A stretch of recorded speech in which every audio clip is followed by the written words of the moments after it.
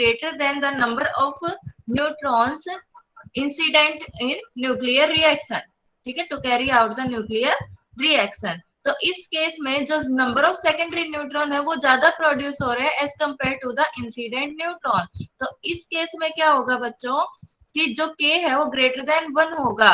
That means इस case में large amount में एनर्जी रिलीज होगी, ठीक है। तो वो जो एनर्जी है वो हम कहाँ यूज करते हैं, for disaster purpose. Disaster purpose में जैसे for the construction of atomic bomb, ठीक है। अगर k की वैल्यू, नेक्स्ट केस है, अगर k की वैल्यू अप्रोक्सीमेट 1 आ जाती है तो उस केस में क्या होता है, जो रिप्रोडक्शन फैक्टर के अगर 1 आ रहा है तो उस केस में number of secondary neutron will be equal to the number of primary neutron, ठीक है। तो इस केस में जो न्यूक्लियर रिएक्शन है वो कंट्रोल मैनर से प्रोसीड करेगी, ठीक है। This is the principle of nuclear reactor. इसमें हम क्या करते हैं, जो एनर्जी है अपने डिजायर्ड मैनर से प्रोड्यूस करते हैं और उसको हम कंस्ट्रक्टिव पर्पज के लिए यूज करते हैं, ठीक है। कंस्ट्रक्टिव पर्पज जैसे जनरेशन ऑफ इलेक्ट्रिक पावर। अब अगर k की वैल्यू लेस देन 1 है तो उस केस में क्या होगा, प्राइमरी न्यूट्रॉन तो ज्यादा है बट जो प्रोडक्शन है न्यूट्रॉन का आफ्टर फ्यूजन वो क्या है, कम है। तो उस केस में क्या होगा, जो न्यूक्लियर रिएक्शन है वो क्या हो जाएगी, अपने आप स्टॉप हो जाएगी, ठीक है। तो न्यूक्लियर रिएक्टर क्या होते हैं, न्यूक्लियर रिएक्टर वो डिवाइस होते हैं जिनमें जो न्यूक्लियर चेन रिएक्शन है कंट्रोल मैनर में प्रोसीड करती है। तो इस केस में जो एनर्जी है वो डिजायर मैनर में क्या होती है, प्रोड्यूस होती है और उस एनर्जी को हम कहाँ यूज करते हैं, कंस्ट्रक्टिव पर्पस के लिए यूज करते हैं, like generation of electric power, ठीक है। तो कंट्रोल मैनर में प्रोसीड करेगी तो जो k है उसकी वैल्यू अप्रोक्सीमेट क्या हो जाएगी, इस केस में 1 हो जाएगी, ठीक है। Okay ma'am. इसमें हम न्यूट्रॉन का जो चेन रिएक्शन को कंट्रोल मैनर में कैसे प्रोसीड करेंगे, क्योंकि जैसे मैंने एक एग्जांपल भी दिया था कल कि अगर हम एक स्लो न्यूट्रॉन को जो यूरेनियम है उसके ऊपर बम्बार्ड करवाते हैं एक स्लो न्यूट्रॉन की, तो उस प्रोसेस में आपके पास 3 न्यूट्रॉन प्रोड्यूस होते हैं, ठीक है। तो अगर मैं 2 न्यूट्रॉन को किसी ना किसी तरीके से एब्जॉर्ब करवा दूं या न्यूक्लियर रिएक्शन से लॉस्ट करवा दूं तो उस केस में एक ही न्यूट्रॉन आपके पास क्या होगा, रिएक्शन को प्रोसीड करेगा, ठीक है। तो उस केस में वो जो रिएक्शन है वो आपकी कंट्रोल मैनर में चलेगी, ठीक है। तो यही प्रिंसिपल है न्यूक्लियर रिएक्टर का कि 2 न्यूट्रॉन को हम क्या करवा देते हैं, किसी ना किसी प्रोसेस से एब्जॉर्ब करवा देते हैं, तो आपके पास सिर्फ एक न्यूट्रॉन बचता है जो उस न्यूक्लियर रिएक्शन को कैरी आउट करता है। तो इस तरीके से जो रिएक्शन वो कंट्रोल मैनर में चलेगी, ठीक है। जनरली हम कैडमियम रोड का यूज करते हैं किसके लिए, फॉर एब्जॉर्बिंग द न्यूट्रॉन, ठीक है।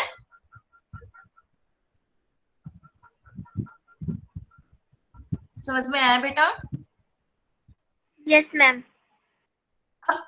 जो न्यूक्लियर रिएक्टर है उनकी डिजाइनिंग तो क्या हो सकती है, डिफरेंट डिफरेंट हो सकती है, लेकिन जो पार्ट्स होते हैं उनके जो जनरल एस्पेक्ट होते हैं वो क्या होते हैं, सभी में सेम होते हैं। क्या क्या पार्ट होते हैं न्यूक्लियर रिएक्टर में, क्या होता है, एक तो फ्यूल होता है, जैसे यहाँ पर एक डायग्राम में बताया गया है, एक न्यूक्लियर रिएक्टर है,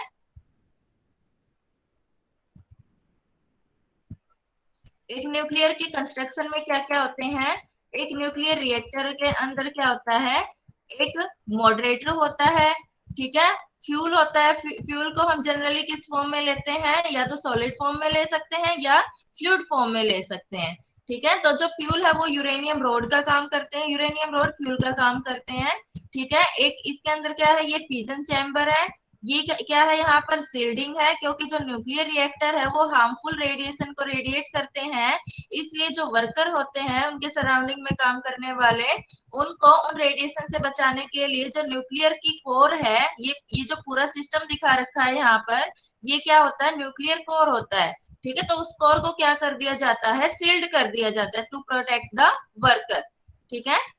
यहाँ इसमें और क्या होते हैं, कंट्रोल रोड होती है। कंट्रोल रोड क्या करती हैं, जो न्यूट्रॉन होते हैं, क्योंकि चेन रिएक्शन अनकंट्रोल मैनर से प्रोसीड कर सकती है, तो उस केस में उसको कंट्रोल मैनर में करने के लिए न्यूट्रॉन को हमें क्या करवाना पड़ेगा, एब्जॉर्ब करवाना पड़ेगा। सिर्फ हमें एक ही न्यूट्रॉन चाहिए, तो वो न्यूट्रॉन का एब्जॉर्प्शन कौन करता है, कंट्रोल रोड करती है, ठीक है। तो कंट्रोल रॉड को हम क्या कर सकते हैं, ऐसे न्यूक्लियर की कोर के अंदर ऐसे डिप भी कर सकते हैं और इस कोर से बाहर भी निकाल सकते हैं। अगर हमें ज्यादा अगर मान लो जो रिएक्शन है एकदम से अनकंट्रोल हो जाती है, तो उस केस में जो न्यूट्रॉन लार्ज अमाउंट में जनरेट होंगे, तो उन न्यूट्रॉन को हमें क्या करवाना पड़ेगा, इमीडिएटली एब्जॉर्ब करवाना पड़ेगा। तो हमें क्या करना पड़ेगा, इन कंट्रोल रोड को एकदम से इसके अंदर कोर के अंदर क्या करना पड़ेगा, डिप करना पड़ेगा, ताकि जो न्यूट्रॉन है वो क्या हो जाए, इमीडिएटली एब्जॉर्ब हो जाए। ठीक है। इसमें क्या होता है, एक कूलेंट होता है। कूलेंट का क्या काम होता है, ये जो कोर है, जब ये यूरेनियम फ्यूल इसके अंदर बर्न होएगा, फिजन, जब यूरेनियम का फिजन होएगा बाय स्लो न्यूट्रॉन, तो उस केस में क्या होगा, लार्ज अमाउंट में हीट भी जनरेट होगी इस कोर के अंदर। ठीक है। तो इस कोर को कूल करने के लिए क्या यूज करते हैं, हम कूलेंट यूज करते हैं।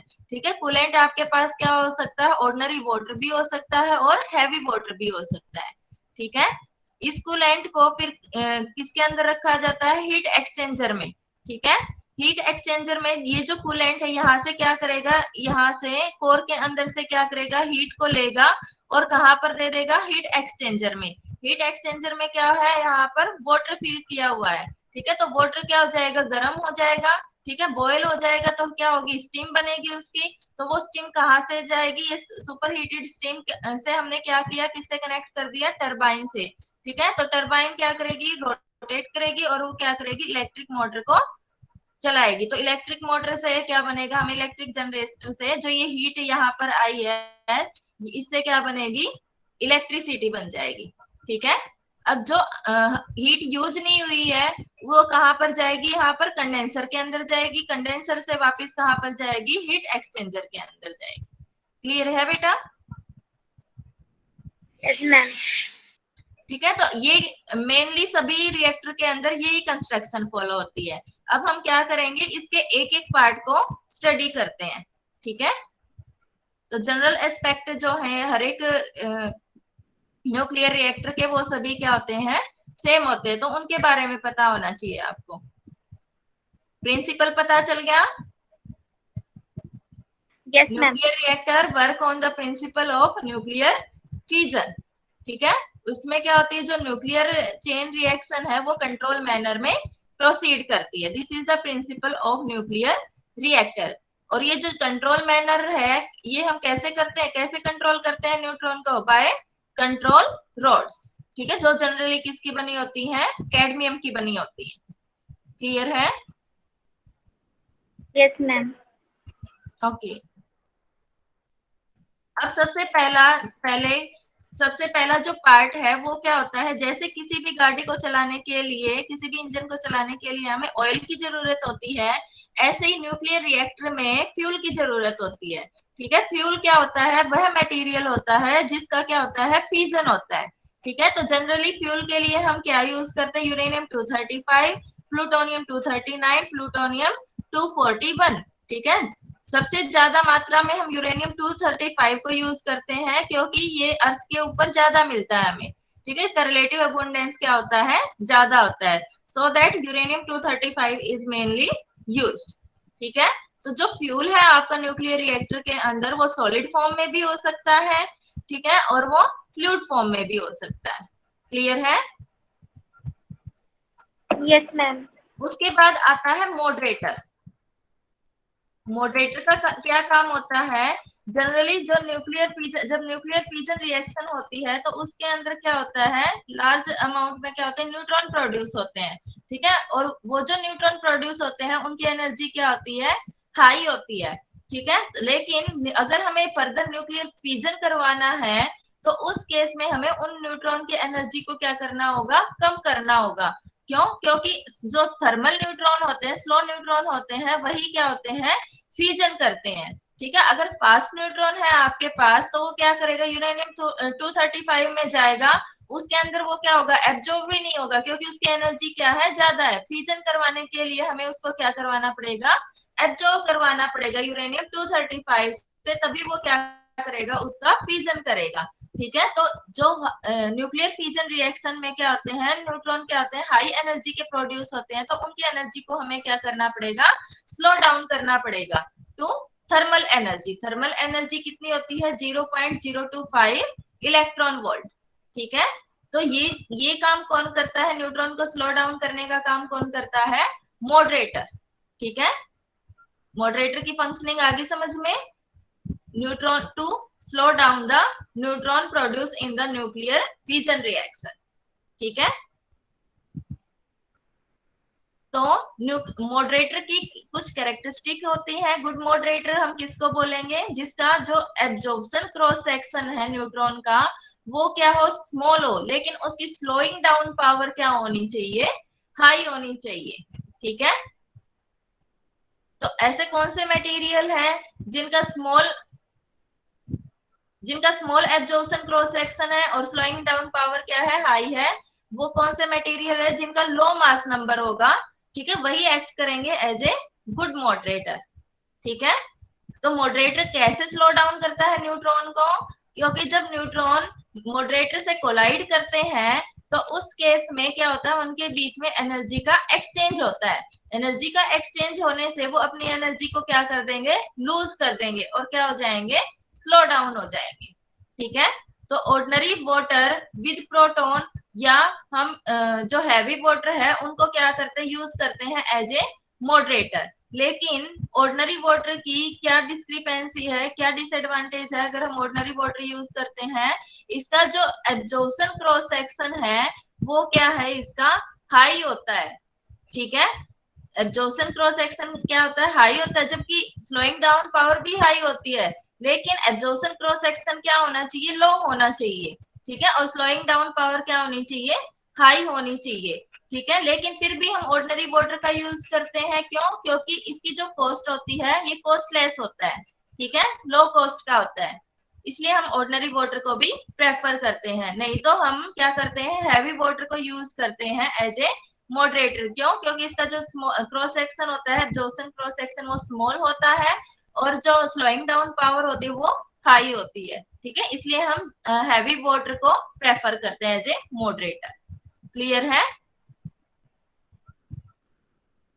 आफ्टर हैवी वाटर हम क्या करते हैं, कार्बन को in the form of graphite उसको प्रेफर करेंगे। ठीक है, क्यों, क्योंकि इनका एब्जॉर्प्शन क्रॉस सेक्शन क्या होता है, स्मॉल होता है, और जो स्लोइंग डाउन पावर होती है वो क्या होती है, सेकंड आती है, किसके बाद, हैवी वाटर के बाद। ठीक है, बेरियम को भी हम यूज कर सकते हैं एज ए मॉडरेटर। समझ में आ गया बेटा। फिगर के अंदर देखो मॉडरेटर कहाँ यूज किया हुआ है,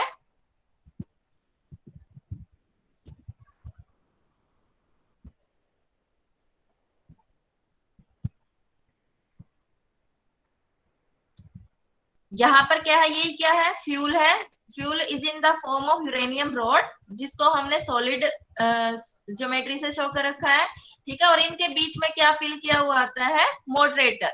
ठीक है, ताकि जो न्यूट्रॉन यूरेनियम के पास आए तो क्या उनका कोलिजन हो किसके साथ, मॉडरेटर के साथ, वो अपनी एनर्जी को क्या कर दे, एक्सचेंज कर दे मॉडरेटर के साथ और स्लो डाउन हो जाए। फिर क्या हो, उनका यूरेनियम के साथ बम्बार्डमेंट हो, उनकी स्कैटरिंग हो, तो उस केस में उसके बाद क्या होगा, यूरेनियम का फ्यूजन होगा यहाँ पर। क्लियर है बेटा।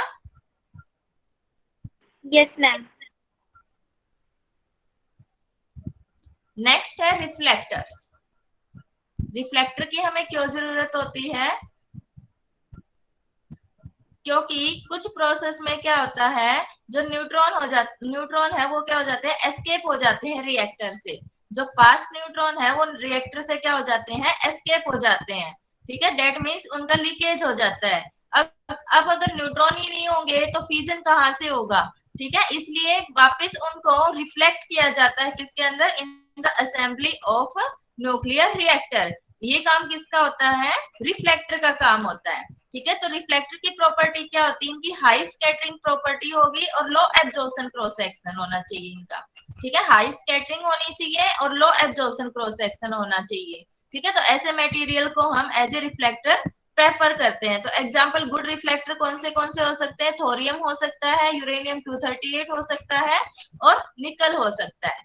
ठीक है, तो रिफ्लेक्टर का काम, रिफ्लेक्टर की फंक्शनिंग क्या हुई, फास्ट न्यूट्रॉन को लीकेज होने से बचाने के लिए हमें किसकी जरूरत होती है, रिफ्लेक्टर की जरूरत होती है, ताकि हमारी जो रिएक्शन है वो क्या हो सके, अच्छे से प्रोसीड कर सके। क्लियर है?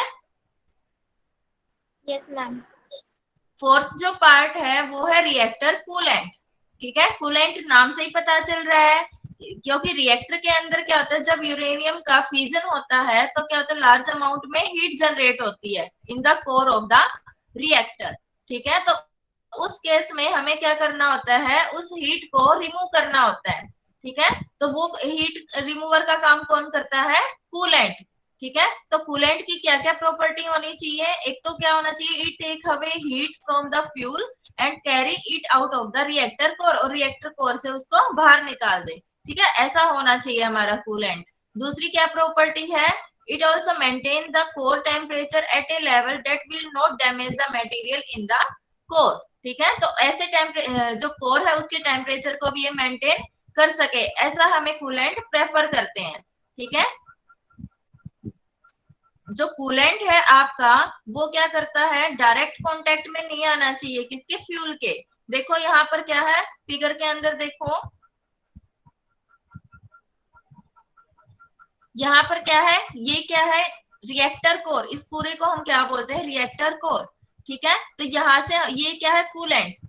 कूलेंट हमने यहाँ पर क्या कर रखा है? फिल कर रखा है, ताकि यहाँ पर रिएक्टर कोर के अंदर अगर टेम्परेचर रेज हो रहा है तो वो जो एक्स्ट्रा हीट है उसको ये क्या करे? बाहर निकाल सके। ठीक है, तो क्या करें, ये जो कूलेंट है आपका, ये फ्यूल के डायरेक्ट कांटेक्ट में नहीं आना चाहिए। इसलिए जो ये फ्यूल है आपका, फ्यूल समझ रहे हो, यहाँ पर यूरेनियम रोड, इन रोड को क्या किया हुआ है, यहाँ पर एक सील्ड के अंदर रखा हुआ है, एक एनक्लोजर के अंदर रखा हुआ है, और उसके आउटसाइड में क्या है, उसके सराउंडिंग में क्या है? कूलेंट फिल कर रखा है। यहाँ पर ये दिख रहा है ना एरिया, मेरा एरो दिख रहा है बेटा? Yes ma'am.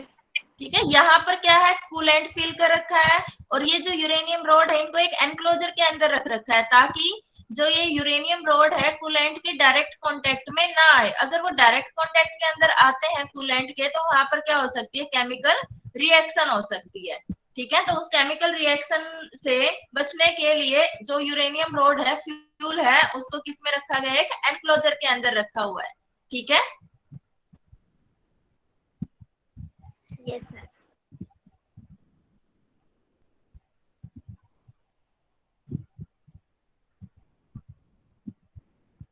तो आइडियल कूलेंट की क्या प्रॉपर्टी होनी चाहिए? एक तो इसका लो वेपर प्रेशर होना चाहिए। ठीक है, और दूसरा, it should not react chemically with any substance coming in contact with it. ठीक है, तो किसी भी कोई भी केमिकल सब्सटेंस इसके कांटेक्ट में आता है तो उससे डायरेक्ट रिएक्शन नहीं होनी चाहिए। ठीक है, तो जनरली हम कूलेंट के लिए किसका यूज करते हैं? ऑर्डिनरी वाटर, हैवी वाटर, ठीक है, और लिक्विड सोडियम का भी हम यूज करते हैं। ठीक है, वाटर और हैवी वाटर क्या होते हैं आपके पास? गुड कूलेंट होते हैं इन द रिएक्टर। ठीक है, अगर हम लो टेम्परेचर के ऊपर वर्क करवा रहे हैं, ठीक है, अगर हमें हाई टेम्परेचर के ऊपर वर्क करवाना है रिएक्टर से, तो उस केस में लिक्विड सोडियम का हम क्या करेंगे? एज ए कूलेंट यूज करेंगे। ठीक है,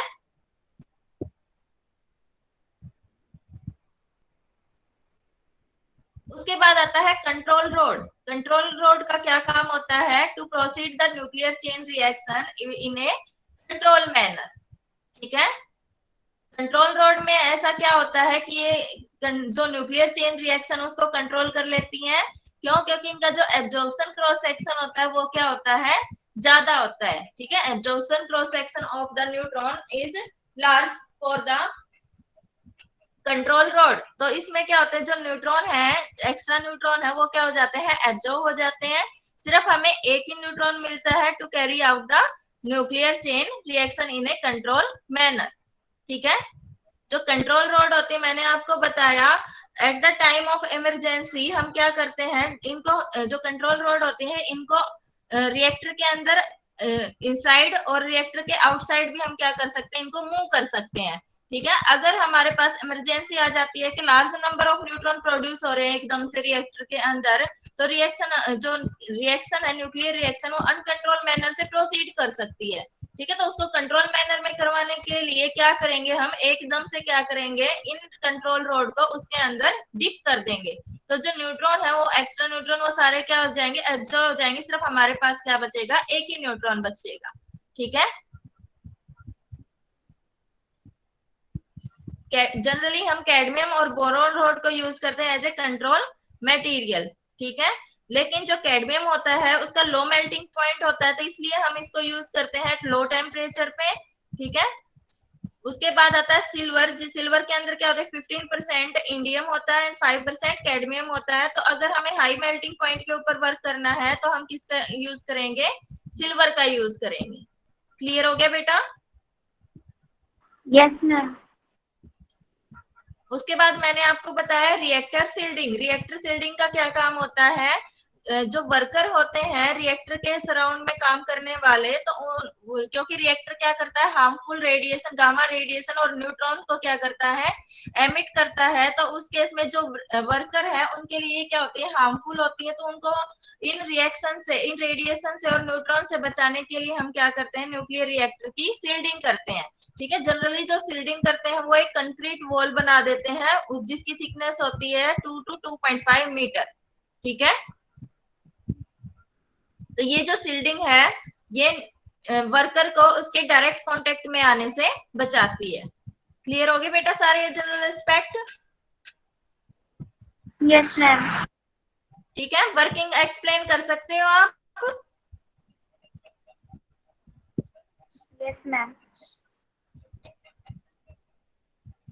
ठीक है, कैसे हीट जनरेट हो रही है यहाँ पर देखो, इन सभी की वर्किंग हमें हमने पढ़ ली, ठीक है। तो कूलेंट से क्या होगी, देखो कूलेंट किससे कनेक्ट है, हीट एक्सचेंजर से कनेक्ट है, ठीक है। कूलेंट से यहाँ पर जैसे ही एक्स्ट्रा हीट जनरेट होती है तो क्या करेगा, कूलेंट उस हीट को कहाँ ले जाएगा, हीट एक्सचेंजर के अंदर ले जाएगा। हीट एक्सचेंजर में क्या है, वाटर फिल किया हुआ है, ठीक है। तो उस हीट से ये जो वाटर ये क्या हो जाएगा, बॉयल हो जाएगा और स्टीम में कन्वर्ट हो जाएगा, ठीक है। ये जो सुपर हीटेड स्टीम है ये कहाँ किससे कनेक्ट है, टरबाइन से कनेक्ट है, ठीक है। टरबाइन क्या करेगी, इसको किससे किसको दे देगी, इलेक्ट्रिक जनरेटर को दे देगी। वो क्या करेगा, इससे इलेक्ट्रिसिटी में कन्वर्ट कर देगा, ठीक है। तो इस तरीके से हमारे पास क्या होती है, एनर्जी, हीट किस में कन्वर्ट हो रही है, एनर्जी में कन्वर्ट हो रही है आपकी, ठीक है। इलेक्ट्रिक एनर्जी में कन्वर्ट हो रही है। क्लियर है बेटा? Yes, ma'am. अब क्लासिफिकेशन ऑफ रिएक्टर आता है आपके पास। जो रिएक्टर है उनको हम 3 कैटेगरीज के अंदर डिवाइड करते हैं। एक तो depending on the form of fuel taken, हम किस टाइप का फ्यूल ले रहे हैं, ठीक है। दूसरा depending on the energy of fusion causing neutron, ठीक है। फ्यूजन में कितनी एनर्जी प्रोड्यूस हो रही है उसके उस पर डिपेंड करते हुए हम उसको 3 कैटेगरी में डिवाइड करेंगे, ठीक है। और एक थर्ड है कि किस पर्पज के लिए हम रिएक्टर को यूज कर रहे हैं, उसके ऊपर भी डिपेंड करते हुए इसके फर्दर 3 टाइप है, ठीक है। अब depending on the form of fuel, fuel हम किस टाइप का ले रहे हैं, ठीक है, उसके ऊपर डिपेंड करते हुए इसको 2 कैटेगरी में डिवाइड किया गया है। पहला होमोजीनियस रिएक्टर, दूसरा है हिट्रोजीनियस रिएक्टर। होमोजीनियस रिएक्टर में जो फ्यूल है और जो मॉडरेटर है वो किस फॉर्म में होते हैं, सॉल्यूशन की फॉर्म में होते हैं, ठीक है, फ्लूइड की फॉर्म में होते हैं। जबकि हिट्रोजीनियस रिएक्टर के अंदर जो फ्यूल है वो सॉलिड फॉर्म में होता है। सॉलिड फॉर्म में means in the form of rod, plate की फॉर्म में हो सकता है और होलो सिलेंडर की फॉर्म में हो सकता है। इनको एक रेगुलर पैटर्न के अंदर अरेंज किया गया होता है, किसके अंदर, मॉडरेटर में, ठीक है। अब depending on the energy of fusion causing neutron, अगर जो न्यूट्रॉन है वो स्लो न्यूट्रॉन प्रोड्यूस हो रहे हैं, मीन्स उनकी एनर्जी 0.025 इलेक्ट्रॉन वोल्ट है, तो उस केस में थर्मल रिएक्टर बोलते हैं उसको हम, ठीक है। दूसरा इंटरमीडिएट रिएक्टर, अगर जो एनर्जी है न्यूट्रॉन की जो जिससे फ्यूजन हो रहा है वो किस रेंज में लाई करती है, सेवरल थाउजेंड वोल्ट है, इलेक्ट्रॉन वोल्ट है, तो उस केस में हम रिएक्टर को बोल देंगे इंटरमीडिएट रिएक्टर, ठीक है। थर्ड है फास्ट रिएक्टर। फास्ट रिएक्टर किस केस में बोलेंगे, अगर एनर्जी क्या है 10 किलो इलेक्ट्रॉन वोल्ट से ज्यादा प्रोड्यूस हो रही है पर फ्यूजन, ठीक है, तो उस केस में हम फास्ट रिएक्टर बोलते हैं उसको। अब depending on the use of the reactor, these are further divided into 3 categories. First है रिसर्च रिएक्टर। रिसर्च रिएक्टर कौन से होते हैं, इनको बेसिकली डिजाइन किया गया होता है फॉर रिसर्च पर्पज के लिए। जैसे इसमें आ जाएगा स्विमिंग पूल रिएक्टर, अप्सरा, पूर्णिमा रिएक्टर, ठीक है। दूसरा है प्रोडक्शन रिएक्टर। इनका काम क्या होता है, प्रोडक्शन रिएक्टर का जो फर्टाइल मटेरियल होता है उनको फिजाइल मटेरियल में कन्वर्ट करने का, ठीक है। तो इसके एग्जाम्पल हो गए जैसे ब्रीडर रिएक्टर, ठीक है, जैसे ब्रीडर रिएक्टर कहाँ पर है आपका, Indira Gandhi atomic research centre Kalpakkam में है, ठीक है। थर्ड है पावर रिएक्टर, इसको स्पेशली किसके लिए यूज किया जाता है, किसके लिए, टू जनरेट द पावर, ठीक है। जैसे तारापुर पावर स्टेशन है, मद्रास एटॉमिक पावर स्टेशन है, ये कहाँ है, राजस्थान के अंदर, ठीक है। राजस्थान एटॉमिक पावर स्टेशन, ये सारे क्या है, पावर रिएक्टर है आपके पास, ठीक है। तो जो न्यूक्लियर रिएक्टर है उनको हम 3 कैटेगरीज के अंदर डिवाइड करते हैं। पहला डिपेंडिंग ऑन द फ्यूल, दूसरा डिपेंडिंग ऑन द एनर्जी, तीसरा depending on the use of the reactor. Clear है बेटा? Yes ma'am. तो ये तो हमने पढ़ा था न्यूक्लियर फिजन रिएक्टर, ठीक है। कल हम पढ़ेंगे न्यूक्लियर फ्यूजन रिएक्टर। अगर एग्जाम में आपके पास न्यूक्लियर फिजन रिएक्टर आता है तो क्या करोगे आप, डायग्राम बनाओगे, उसकी कंस्ट्रक्ट, उसका प्रिंसिपल, कंस्ट्रक्शन और वर्किंग एक्सप्लेन करना है आपको, ठीक है।